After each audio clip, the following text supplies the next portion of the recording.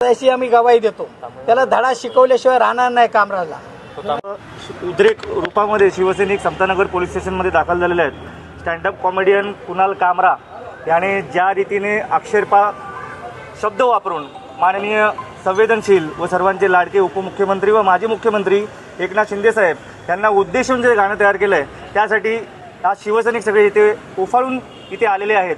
आणि आमची पोलीस स्टेशनला एकच विनंती की त्याच्यावरती जास्तीत जास्त प्रमाणात गुन्हे दाखल करून त्याला योग्य संविधानामध्ये ज्या घटनेमध्ये लिहिलेलं आहे ती योग्य तशी शिक्षा द्यावी. अन्यथा सर्व शिवसैनिक अखंड मुंबईतले अखंड महाराष्ट्रातले शिवसैनिक रस्त्यावरती उतरून त्याचं तोंड काळं केल्याशिवाय थांबणार नाही, याची आम्ही सर्व शिवसैनिकाच्या वतीने ग्वाही देतो. स्टँडअप कॉमेडियन आहे तो, वेळोवेळी काहीतरी आक्षेपाचे काहीतरी बोलत असतो.